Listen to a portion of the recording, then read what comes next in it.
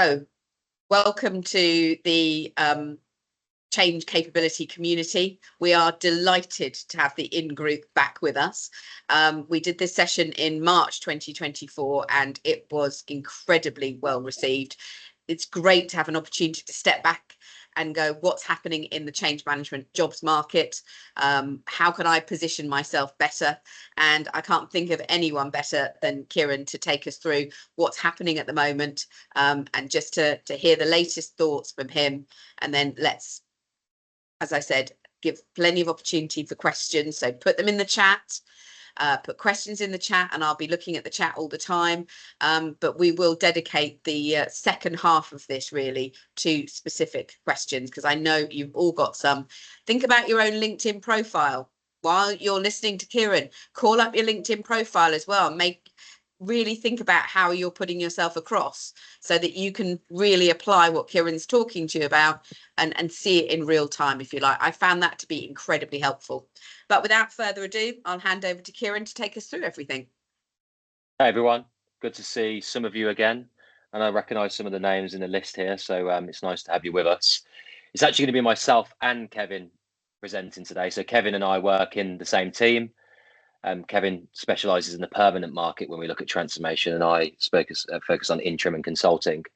And of course, I'll give you a bit of an overview of what that all looks like as part of the in-group, and essentially, as a business, how we support the community of change and transformation professionals finding opportunities across all our different talent brands. But can I get a show of hands? Obviously, you've got the little raise hand section on here. Who was on the last one? How many people were on the last one? Do we have a lot of new people, or have you been as part of this before? Well, Melia was definitely on the last one. I can see her hand up. Thanks for clarifying that one, Melanie. Yeah, so, good to know. But yeah, put your hands up, guys. Let's just see if anybody was. It was March. I cannot believe it was that long ago, but it was March. But if not, we've got a whole load of new people, which I think is fantastic. So really happy to see that. No, that's good. That's good. And before we start, me and Kevin, and I'm sure a lot of you will relate. The market hasn't been great the last 6 months. So I can imagine there's a number of people on this call that are either looking for an opportunity or just find it a real struggle. So we know that hopefully this conversation and some of the stuff that we're going to be discussing will help you on that journey. We're not miracle workers, but we will do our best to position you in a way where you can go from this call and go, you know what, I'm going to start implementing that, and let's see if that helps me on this journey of finding a new opportunity, or just position myself in the best way possible when going through that interview process. Or, how do I go out there and position myself in the best way, utilising my network, utilising the people I know to actually, open up new and exciting things. So bit of an introduction to me before we get into the agenda. So I'm Kieren Stevens. I've been with the in-group now for almost 7 years. I came in roughly around about that time to help strengthen our business transformation practice by building a change management practice. So that was dedicated to all the capabilities that fall within change management, communications and training. I focus on the interim market only. So I work with contractors at all different levels that specialize in change, training, communications, and I deploy them to I think there's some background noise there, sorry. Okay, it's gone off now, all good. So I work with clients and essentially deploy those individuals to loads of exciting projects. But some of that stuff is also very capability led as well. So some clients are building up change management offices and COEs, and we also help form those functions as well with utilizing our network, so individuals like yourself. The in-group as a business is a multi-branded talent solutions business, and I work across 2 of those brands. Investigo, which is the recruitment business, which is interim direct contract opportunities, and Definia, which is our consulting business, where that's all based on outcome-based delivery. So essentially capability as a service. So we're actually working with our clients at the moment to build out capability, bring in our associates that form Definia to deliver on that work. And there's opportunities there as well for you. And we'll go into a bit more detail on that in a second. I'll pass it over to Kevin, bit of an introduction to him, and then we can kick things off. Thank you, Kieren. Yeah, so I'm Kevin Sotheby. I head up our IT leadership and transformation area on the permanent side across most industries. And we do have an insurance specialist. So for those in insurance, I can point you in that person's direction, but they probably know you already.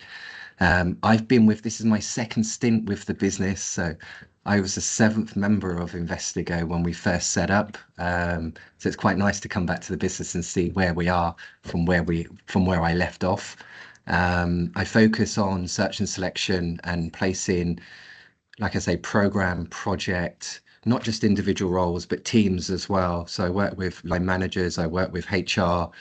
I reiterate what Kieren says about the market. It's been not a great market. It's tough for you guys. It's tough for us as well. We undertake work that leads to no outcomes. I imagine that in the job market, you undertake tasks and apply for roles, and that leads to no outcomes too. So it is frustrating for everyone. And we're super sympathetic. And I think part of this session today is to share with you some insights from my side in terms of the permanent side, and Kieren from the contract side, just some little nuggets of information, some trends, some things that you could be doing that maybe put yourself in a different light in terms of the client, and some tactical stuff as well.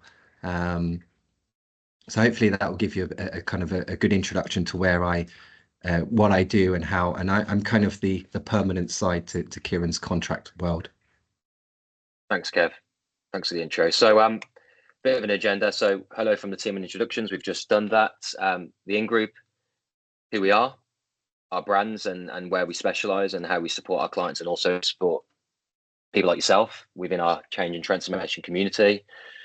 We'll give you a quick overview of the market update based on H2. So what have we been seeing over the last few months, and where do we see that going over the next few months? Some trends as well within that space. We'll also go through some tips and strategies to set yourself up for success, from actually looking at where opportunities are to going through that process and positioning yourself in the best way.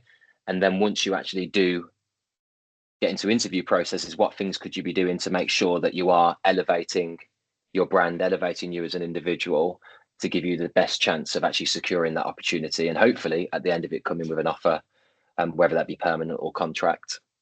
And then we want to try and wrap that up in the next kind of 20 odd minutes, because we know that everyone's going through different experiences, going through different journeys. So we want to hear from you. We want to understand what that looks like. And you might have some questions around that, and we might be able to give you some answers that are very much laser focused on the journey that you're going through, and might give you some valuable feedback. So we want to take a good chance of setting aside half an hour for that. So a bit about the in-group.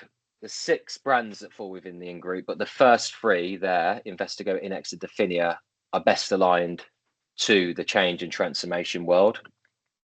And those are the 3 brands that have been organically grown for our organization. The other 3, Karafi, Sigma Labs and Biotalent, have been built following acquisitions over the last number of years.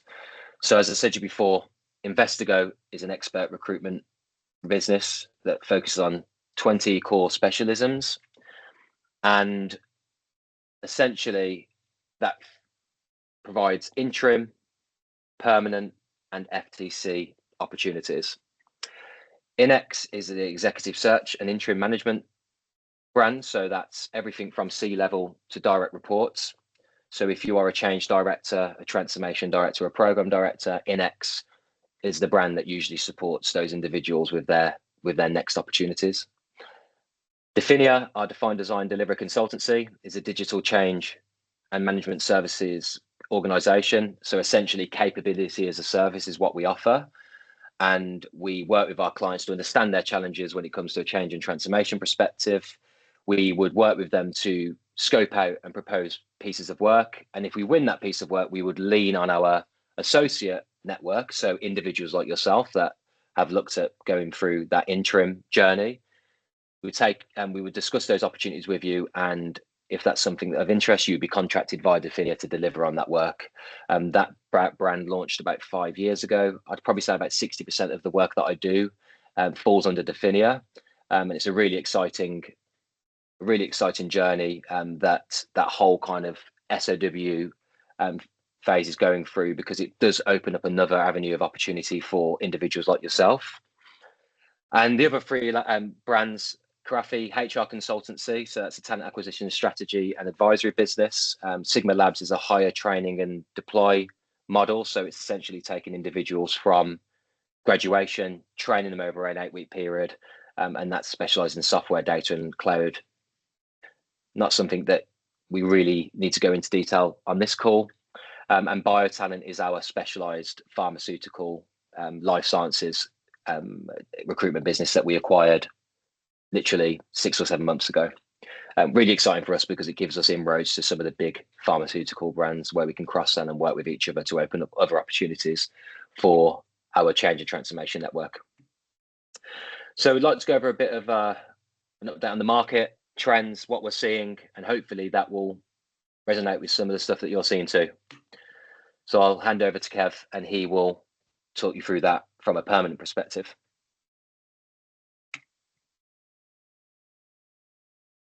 Excellent. Okay, yeah, it's now appearing. So what I'm seeing this year, I'm actually seeing a difference in H2 from H1. It's still pretty tough, and actually H2, I would say it's sloped off in terms of the amount of roles that are out there, especially the amount of senior roles. So when I say senior roles, I'll categorize that as 120k and above. So I'm finding that your head of roles are actually less now, so they're paying less for those positions. They're around the 110 mark when they should be, in my opinion, around 130, 140. So that kind of salary decrease has cascaded across all of the levels except for C-suite. There are less roles out there, but also the senior roles that are out there, not all of them are going to consultancies. Actually, the majority of them are being run directly by talent management. And that's a different process in terms of your application. Sometimes you can make the best application, and there's probably people on the call here that thought, I've made this application and it looks excellent. I can't wait for them to call me back, and you never hear anything back. It's not because you weren't good for the role. Definitely not. It's normally because the TA hasn't got to your details. Normally they're managing more than one position. I know this sounds crazy, but statistically, if a TA is running 5 positions and only manages not to fill one, that's a good day for them. Normally the role that they struggle on is the technical role, which is probably the role that this audience would be interested in. Also, their time to hire is a lot longer than ours. Now, Kieren and I like to keep it as snappy, keep momentum in the process, keep it interesting, keep you guys engaged. The TAs don't tend to do that. I put a poll out to all my TA contacts in the summer of this year, and I asked them for their time to hire, and they said that's gone up to 3 to 4 months per position, which for me is too long. What does that mean? It means you do have to align yourself with TAs, and a little bit of advice would be, if you know someone in the company, having a chat directly with them as well.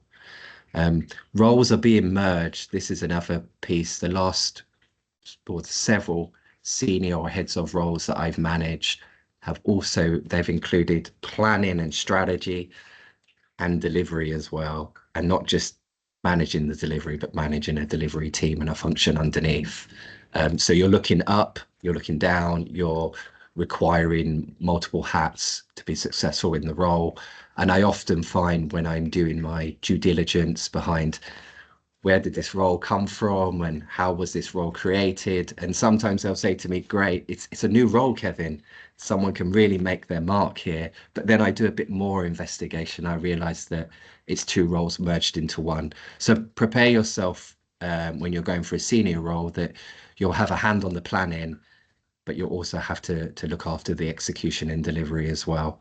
And for me, most candidates actually like to have a hand in on both sides. But that's the trend in the market. So clients are looking to get 2 for 1. And process, we've kind of gone through a little bit on processes are longer. Their time to hire, my time to hire, and I'll reveal this to the call, for permanent roles is between 8 and 10 weeks. And that includes a 3-stage process. If I can make the process a bit smaller and the candidate performs well in the process to convince the client that they don't need to go to a 3rd or 4th round, then that's something that we're constantly battling with.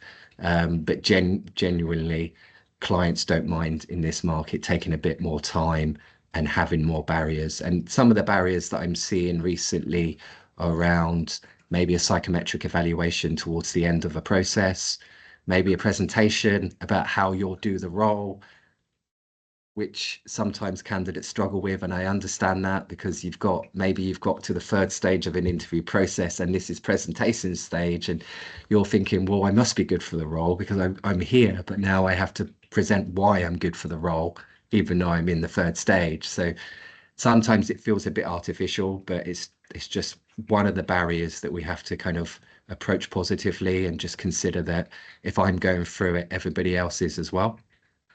And we're in it together. And this is another point of partnering with your recruiter. And if you're not working with a recruiter and you're applying directly, trying to find someone that's either worked with a business or a friend or ex-colleague that can tell you a little bit of insight, because usually if you're hiring direct, you've only got the advert to go by. I'm just interrupting you there on that presentation piece. I'm always thinking about this community. I was wondering if there are things we can do to help prepare for that. So is this a presentation about how somebody would sort of their first 100 days typically? 30, 60 and 90 days is the popular one at the moment. And breaking it down. I've got you're kind of beating my punchline, Melanie. Oh, right, okay. There's a slide. Okay, you carry on then. Yeah. No, there's a slide at the end where we're going to talk about tactical.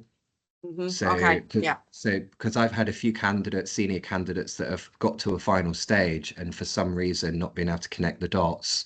They've done great presentation. They prepared themselves really, really well. So it was about delivery style and structure, and how you can create more of an overview and a little bit more momentum in how you structure your answers. So we're going to move on that later. But yeah, the point of presentation is difficult, right? Because you want to cover everything. There's another point, a tactical point, that we're going to discuss later in this call about over preparation.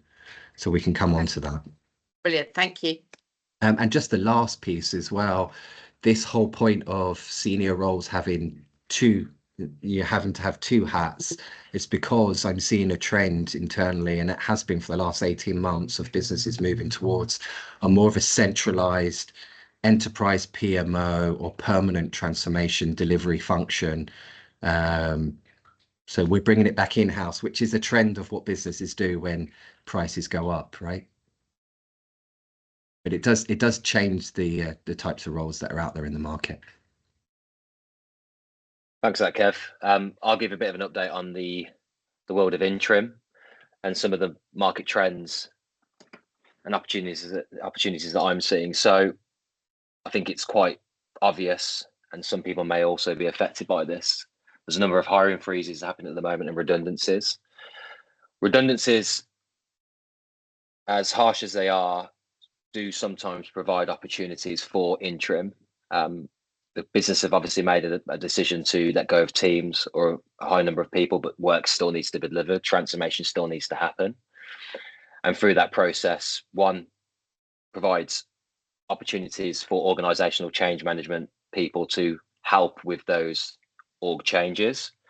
But then there's work that still needs to deliver. So they'll either turn to consultancies, but because they've obviously got a appetite to drive down costs, that will probably be boutique consultants or even just direct contractors, and trying to obviously make the best of costs, which means trying to reduce cost, which includes day rates, which I'll get onto in a second.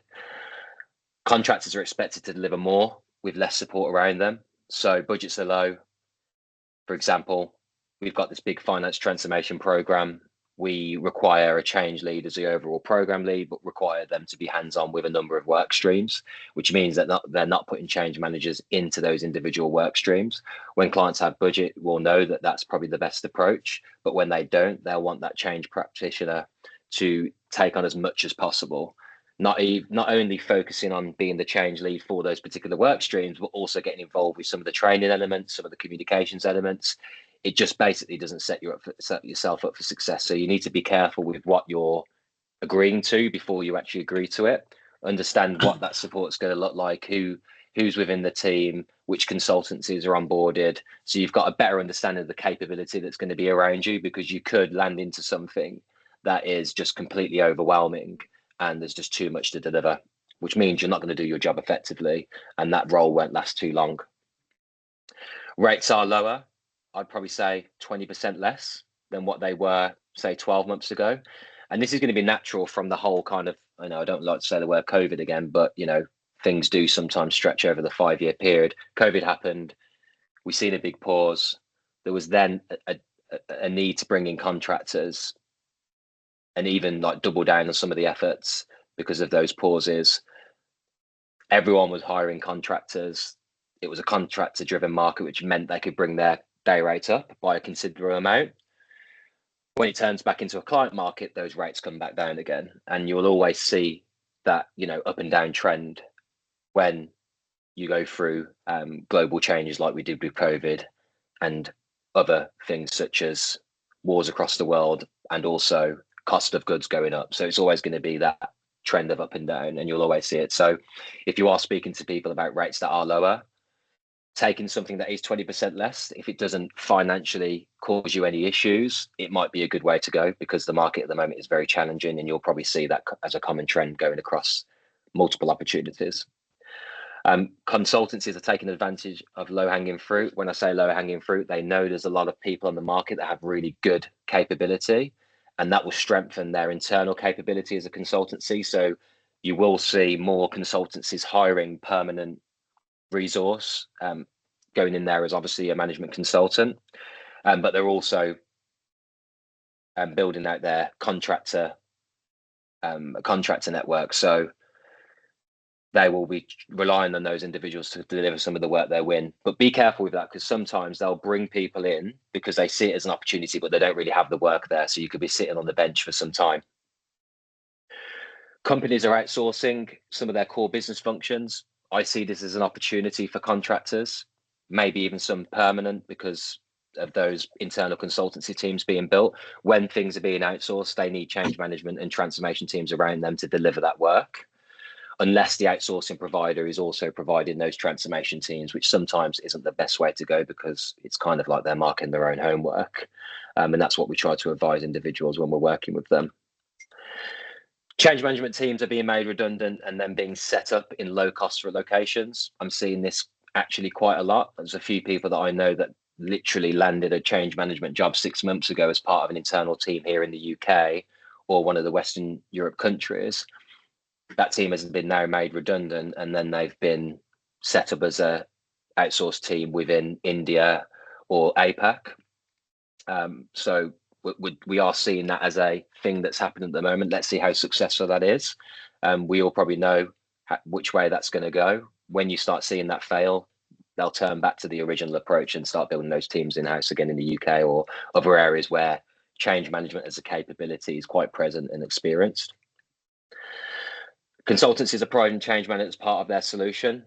Is it bang for buck? So if you're a big consultancy and you're delivering a large transformation program, we can offer change management as an additional services as part of that package. That's happening quite a lot.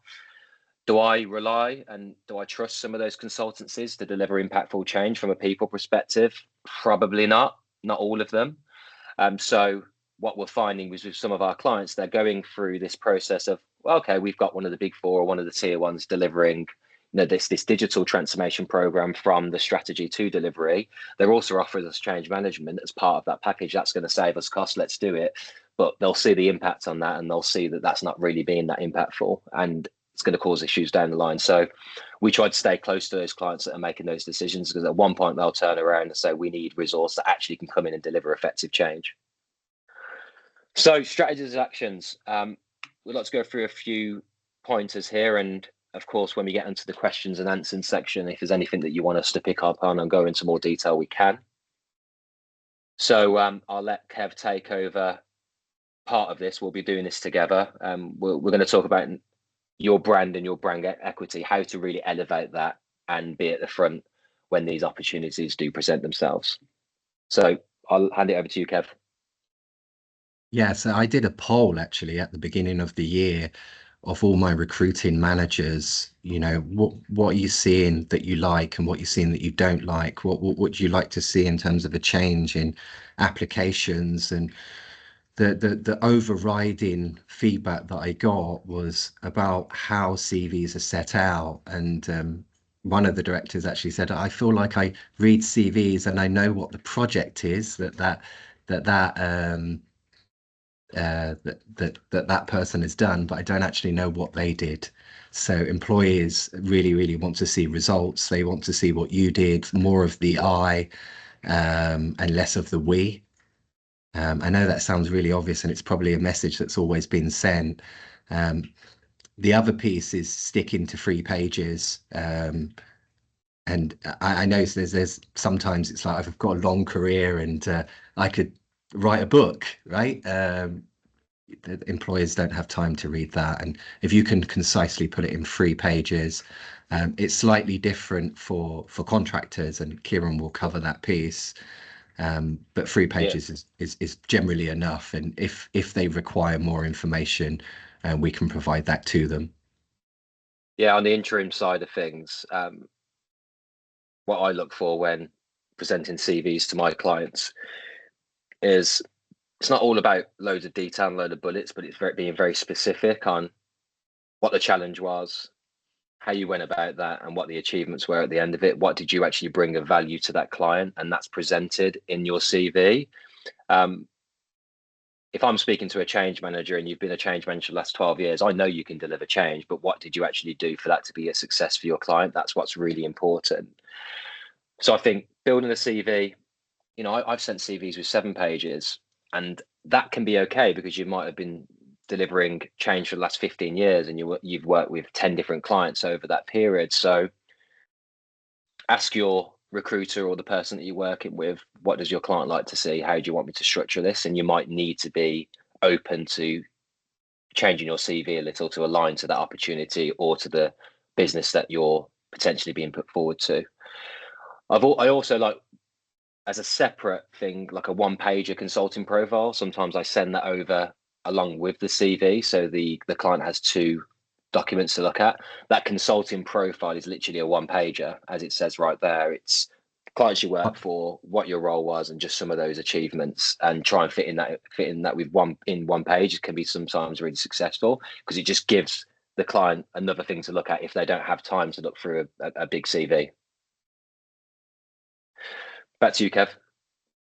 Yeah, and this is what I talk a lot about with my candidates is being prepared to tailor your CV for the opportunity you're applying for. And actually later on in this call, we're going to talk about tactics, but it's about being able to give a high level view of what you're delivering and what you're responsible for. And it's a balancing act. We know that, right? Because if you go too technical, you sound a little bit binary. If you're too blasé, they maybe don't get the gravitas of how much important what you played in the role, the key aspects of what you delivered.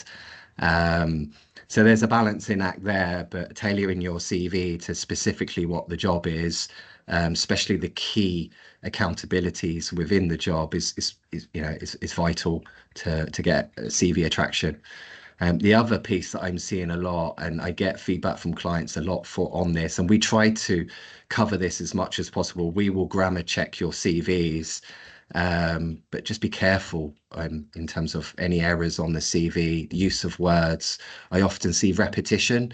I know if you've been a project manager 3 times, but I've often seen CVs where it's literally the same accountability for the last 3 jobs, just a different date and company that they've worked for. That doesn't look great. And then it detracts from what you've delivered in each client as well. I guess on that as well, it's not saying that now you would do that, but it's quite easy to just add to your CV rather than just reviewing it every so often to say, okay, what did I actually put my CV 10 years ago? I've actually changed that, because what you've learned over the last 10 years might put you into a position to go back and completely revamp your CV. But there is a lot of people that just add on to it over the years and haven't really gone through that process of reviewing it. So definitely go through that. It's not saying that people don't know how to use grammar or use of words, but it's easy to forget how you've structured your CV in the past and how it has changed in the current market. Yeah, one of the things that I hear not often, but often enough to mention it in this call, is someone would have been in a role for 3 or 4 years and they come to the market, we have a chat about their search, and then they say to me, well, I'm going to dig up my old job spec when I got the job and I'll update my CV.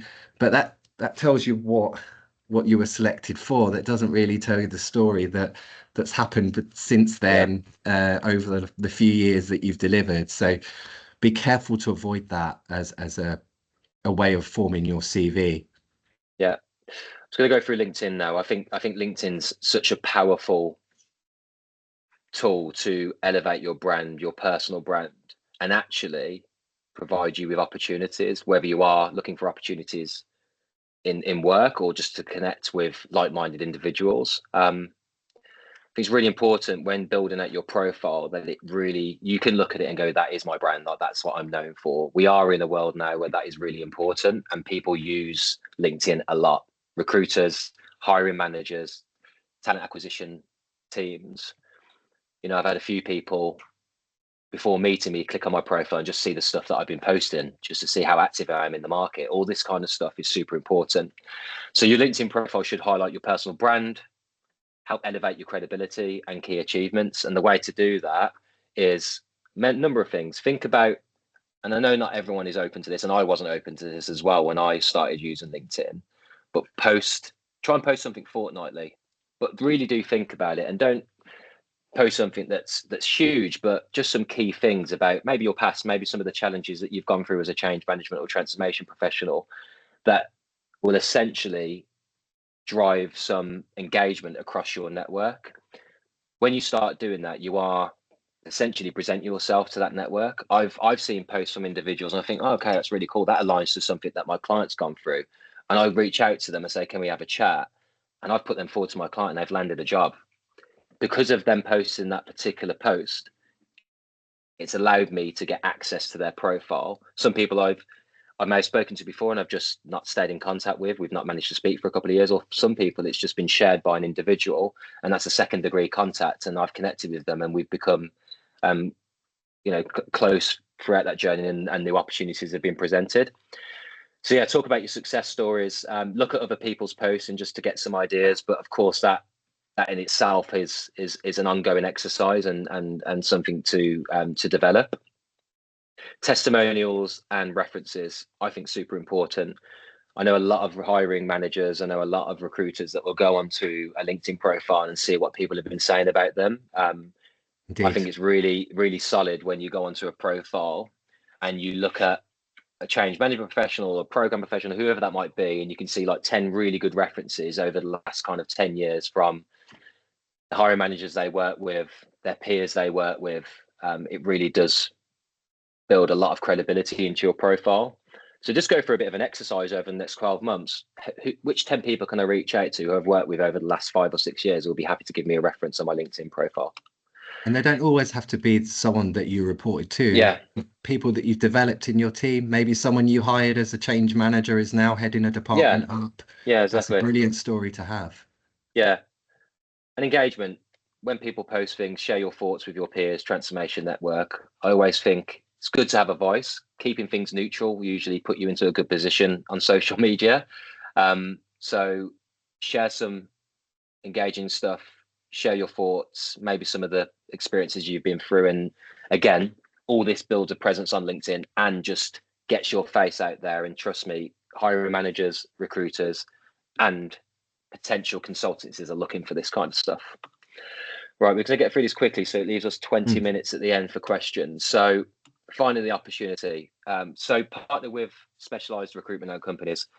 As I mentioned to you before, we specialise in change and transformation. We've been doing that for 17 years, so we know that space. We know what good looks like, but we're not the only one. There are other organisations that are very solid and decent at what they do. So speak to your network. What other recruitment companies have you worked with that are great? Speak to your past employers. Who do you use when bringing in transformation and change professionals? Partner with those recruitment companies and just see what opportunities that they have within their space and their network. Treat every call as an interview. So anyone that you ever speak to for the first time or haven't spoken to for a while, you're always selling yourself. You never know what's on their radar and you don't know what's in their pipeline. There might be opportunities there.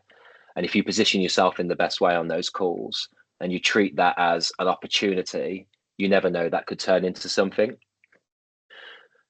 Make sure you read the JD a couple of times. So when you are looking for work on LinkedIn, some titles might be confusing.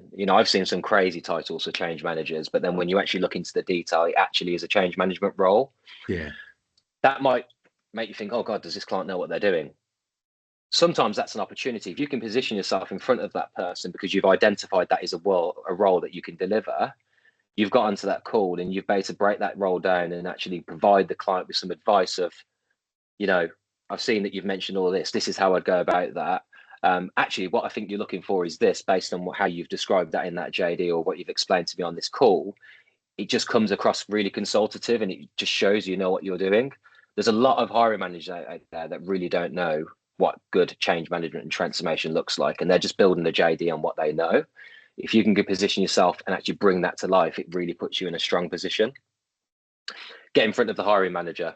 Of course, that is our job as recruitment agencies to do that as part of the interview process. But what I mean by that is, if you know anyone in your network is a hiring manager, connect with them on LinkedIn, have a chat, reach out, go hunting for that opportunity, because there's so much opportunity out there that recruitment companies can't cover everything. We wish we could, and that would be amazing, but we just can't. So try to use it as another avenue of that engagement. Speak to people in your network, ask them if there's anyone that they might know who is delivering big transformation at the moment. Can you connect me? We've worked with each other before. We did a great job together. I'd love to connect with some people in your network who might be looking for decent transformation people just to connect with. Doesn't necessarily need to be a job opportunity, but it's just building your network. And as you build your network over the years, you will find that more opportunities come your way.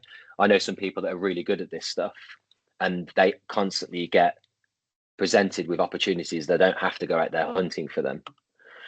Use your network to connect directly with hiring managers. I've just mentioned, I've just covered that. It just puts you in front of the hiring queue. If you see job ads for specific organizations, look at who you might know in that organization. Rely on the recruitment companies that you partner with. I know some individuals will reach out to me and say, Kieren, there's this role that, Unilever, and I know you do a lot of work with them. Do you know this hiring manager, or do you know where this might sit? If you do, can you try and hunt it down for me? We're happy to do that, because if we do hunt it down and we're able to position you in front of that role, that is a fee for us as an organization. So we're very much open to being presented with those opportunities and challenges. Leave the last bit to Kev. I know wrap it up pretty quickly and then we can get on to questions. Yeah, so what I'm finding in the interviews, because especially at senior level where you don't have that many interviews because as we've commented, there's not that many jobs at that level available.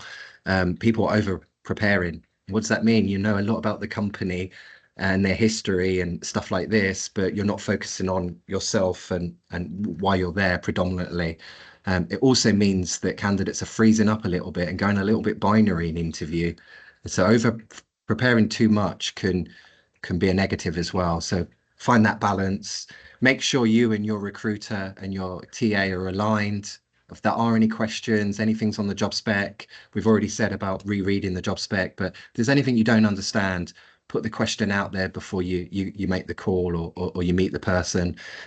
Take the early spot, right? Often candidates you fight so hard to get this interview and you're doing your prep and you go, right, I can interview this week, or I can have the whole of this week to think about it, the weekend, and then I'll give you my availability next week. By then the role may have gone. I've had quite a few processes where 5 interviews have been selected and it's been done by the first 3 interviews. they've moved them to the second stage. And unfortunately, the two that couldn't make it this week have that now been put on hold. So, you know, take the dive and take the early spot, and also that will balance out your over preparation piece as well. And one of the things I wanted to mention, if people are not familiar, is the Minto pyramid principle, which is a principle that I advise everybody to use when talking through your experience in a presentation format, in an interview. Simply put, you can Google this as well, and there's loads of examples, but simply put, you start with the most important point and take away first, and then from there you support your conclusion with, you know, layers of examples, of evidence, of learning points, of success stories, what the outcomes are, but you put it in a logical order as well, which really fits well in change and transformation: a beginning, a middle, an end, an outcome, and what we learn. Yeah, yeah, it's great. Yeah, definitely Google that and have a look into it, because I'm pretty sure there'll be a lot more insights to that. Good stuff. So what I'll do, if I give you a couple of moments to look through the chat, both Kevin and Kieren, I'll just come back on a few of the points here. First of all, on the Minto principle, I've just also put Frances Frey's 10-minute TED talk in there, because she makes exactly the same points about starting with the end and getting your conclusion out there first. So I think that's really important. A few points that you had on the actions that you're suggesting people take. We are a community. We are the Change Capability community. We have a LinkedIn group. We are posting things all the time. There is absolutely no reason why you cannot comment on those things. We encourage you to comment on those things. We encourage you to share articles that have interested you with your comments about why they interested you. I post things all the time that you can reply to, so that you filling your LinkedIn profile with most up-to-date comments that you've made, clearly showing that you are in the change space, you've got an opinion, you've got something to share. A lot of you on this call, I know, have taken courses with me. And so when you take those courses, you get a digital badge. You share the digital badge, which is connected to your LinkedIn profile. And the metadata behind that digital badge states what it is that you have learned. It has covered the full syllabus. That's why the exam board provide the digital badges, but you have to share those.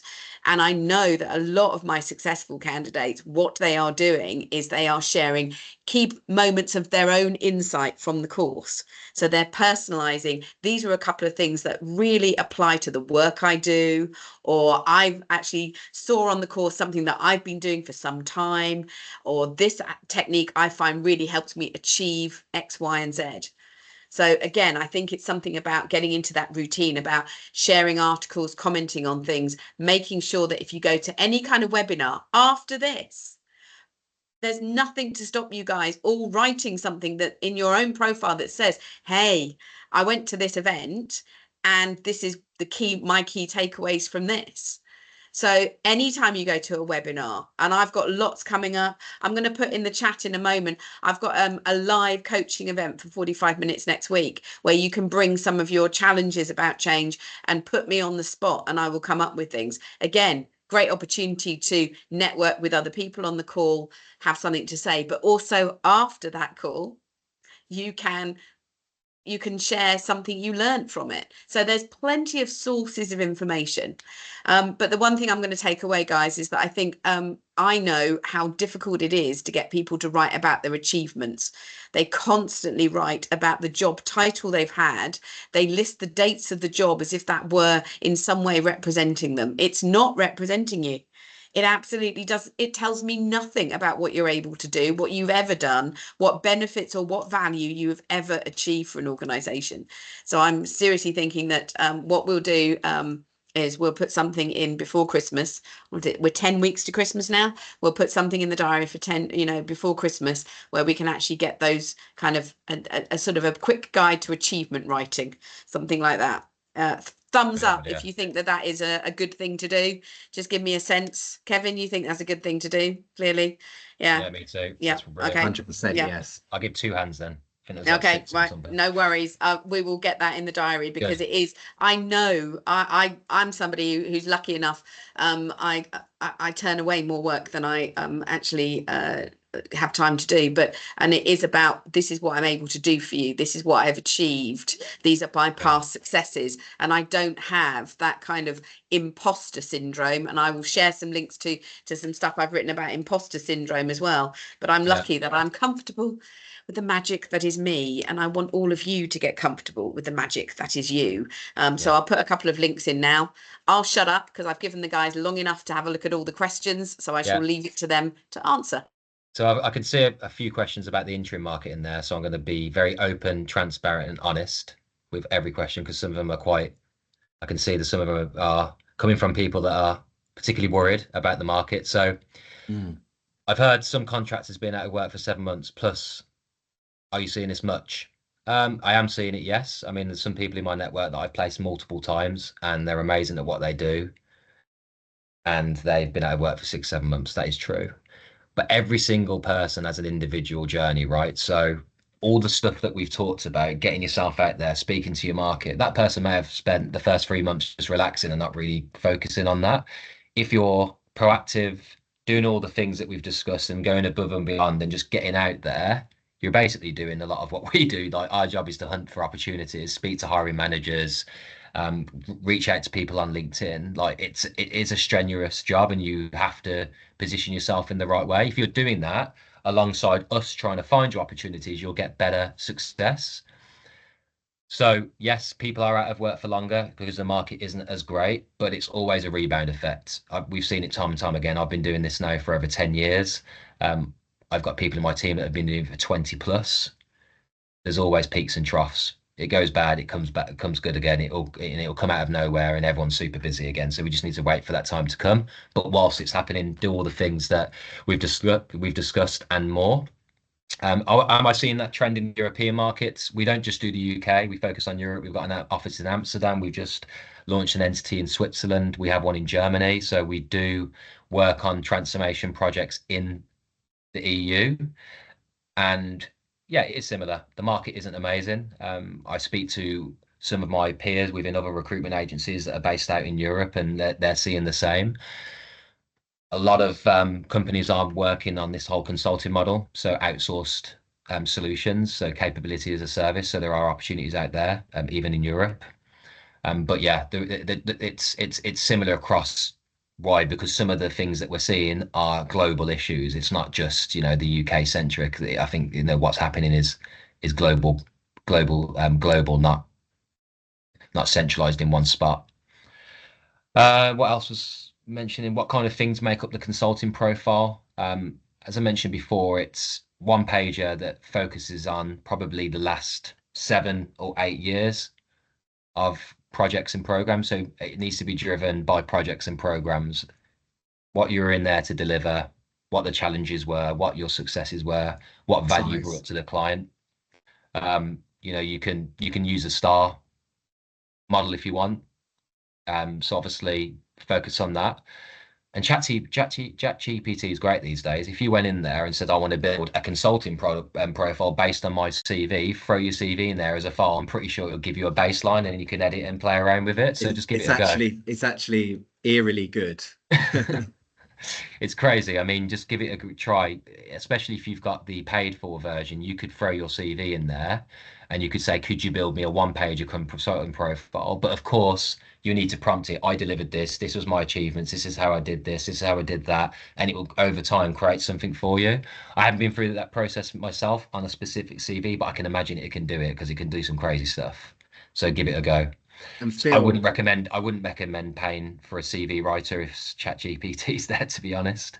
Yeah, same. It's a waste of money. It's a waste of money. I was going to say that you got to know your own script, right? And you're the best person to write your CV, because otherwise you won't know how to follow it in the interview, especially when it's really kind of granular questions that you need to get right. That's a good question as well. Do you think generalists have a tougher experience in the current market? Yeah, I do. Yes. Because companies are looking for more specialized approach. So I was speaking to somebody the other day who, she's amazing. She's like, I'm a bit of a Swiss Army knife. I do this, I do that. I can do all of it. Like, I really want people to know that. I said, yeah, but that's not really going to work in your favor. You need to have a profile that focuses on one of your core capabilities. You could have 5 of those different profiles and you can distribute them how you want to distribute them. But one, people are going to look at your profile and going, okay, what, I know that they're a transformation professional, but what actually do they specialize in? What do they do? And the whole reason why we take a specialized approach within our recruitment agency is because we get better traction when we can go to a client and say, we are specialized in change management. We have a change management practice that deliver this.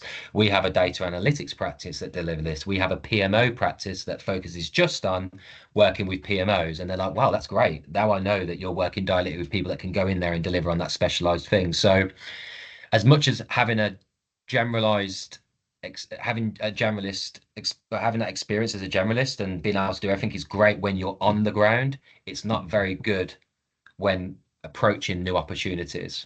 Once you're on there, it's brilliant because they're like, wow, I'm getting way more from this person than I thought I would. But they don't know that until you're on the ground. Second. Yeah, that has to come second to once you've demonstrated that the key technical points you understand and you've done before. And then being flexible is a good approach. Yeah. As an interim, any advice on setting up a website that shares your brand? I think you should do that from an outside of IR35 perspective because it shows that you are a consultancy and that you are delivering a service and a solution, because that's technically what you should have when being outside of IR35. Do I think many people look at it? I don't, to be honest. I've never looked at a contractor's website. I'm going to put my hand up. I never have. I care about speaking to them, how they come across, how they deliver work, obviously what's on their CV or their profile, how their LinkedIn is. Of course, if they've said to me, I've got a website and I think you should take a look at it because it houses all this information, of course I'll take a look at it, but it's not something I go out there proactively and trying to find. But if they've highlighted it to me as something I need to look at, of course I'll take a look at that. Can I just say that I've been having this conversation a lot recently as well. And I think the general conclusion is that all the effort you're putting towards the website could actually be far better placed putting that effort into your LinkedIn profile, being active on LinkedIn, writing posts, actually sharing articles. You don't need a website for that, but it putting things into different LinkedIn groups so that you are getting that widens your network as much as anything, putting in the effort to getting those references from past contacts. And my experience, by the way, is that, you know, you get, even if somebody as well connected as me, I would say that my return rate on those is about 30%. So if I put out 10 requests for references, I'll probably get 3 back because people are busy. It's not because they don't rate you. And so I sometimes will put in the email asking for a reference, basically a few sentences that if they then copy and paste them, I'll be fine with that too, because I recognize that I'm asking for a reference, and yet they're willing, but they're just like, oh, I don't know what to write. And it's a blocker to them writing it. So I will sometimes write it for them as well. But I wouldn't bother with the website because I think that it takes away from the LinkedIn profile. And when I'm looking for people, the first thing I do is put their name in, and the first couple of spots on SEO will always be from LinkedIn. So I'm going to end up in their LinkedIn profile, whatever happens. Yeah, definitely. There's a few other questions that I just want to give some feedback on. My current role has been very unfulfilling, and due to the constant changes in direction from leadership, meant my work has never resulted in anything. How do I effectively present this in my CV? Alison, obviously we've spoken before. I'll give you a call about that and give you some insights. But essentially, you need to find something that's going to elevate it. And as much as you may have been thrown in loads of different directions, there's definitely some stuff there you can probably highlight to show that you've provided some value. But we can discuss that separately, and I can give you some advice because that's a bit of a longer conversation. Is there anything that you're seeing in there, Kev, that you want to answer? I mean, there was one. Phil has a couple of questions. Hi, Phil. How do you get through screening systems? Any tips? The screening systems, depending on the level and the system, how advanced it is, but it's very, very similar to the LinkedIn system.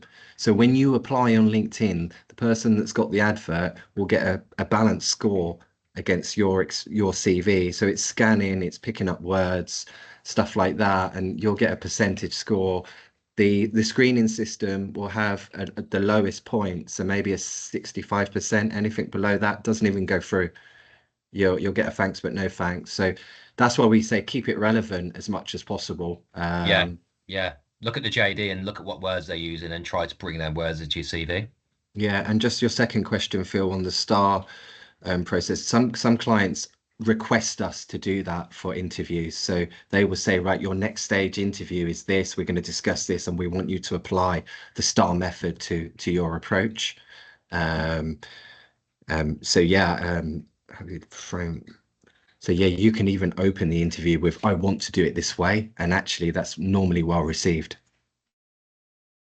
Yeah, definitely. That's good. I'm just going to come back on presentations. We talked about those presentations that you might get towards the back end. Only it made me laugh because effectively I had to do that yesterday for a client, in that it wasn't for a job. It was because I was just trying to give them almost a 30, 60, 90 day, this is what we could do. And it was such a complex change program that what I did was I ended up drawing out a sort of map of the things, almost as a sort of flow chart. And I then walked them through and said, this is a pattern I would take, but we could go down this route, or we could go down this route, and it will affect what we end up doing on the 30, 60 and 90 day mark. But we will work collaboratively to agree which route you want to take. So I think sometimes just having a very simple visual where you've worked out in a presentation, you don't want loads of slides with lots and lots of words on. You just want actually one slide that goes, well, that'll be the first step, the second, and you can talk to it then and walk people through it. But the secret to those presentations is you have to really do the thinking beforehand. Seriously, what would I start with? What comes next? What would come after that? And that's the challenge. Anybody want to add to that? Yeah, well, if you I agree totally, Melanie. And if you apply that approach, you're changing it from a static presentation to almost like a presentation with a bit of a whiteboard session, and that's where you want to be. That's the promised land. Yeah, definitely. Conscious that we've not been able to answer all questions. So what you can do, anyone that we've missed, I've sent, if you look at the message, the chat section, I've put our profiles, our LinkedIn profiles, connect with us, and then ask, just please send that question over to us and we'll try to answer it via LinkedIn chat. We'll give you some advice. Feel free to send your CVs on LinkedIn chat as well. I want to be open and transparent and set expectations. We're not going to be able to review everyone's CVs and give loads of advice of how to change it and structure it. Obviously, we'll try our best, but what we can do with your CVs is we'll add them to our systems and we'll keep you in mind for new opportunities. Let us know on the chat if you are looking for opportunities. Let us know, what you're looking for. Is it perm? Is it contract? If it's perm, reach out to Kevin. If it's contract, reach out to me. And then we can have a chat and talk about, what opportunities we might have in the pipeline. And then we can go from there. But I hope this was valuable to everyone and it's given them a bit food for thought, at least. Yeah, thank you, Melanie. Some tangible thank you for things to everyone. kick off. It's been a pleasure. I'm just going to stop the recording now, guys.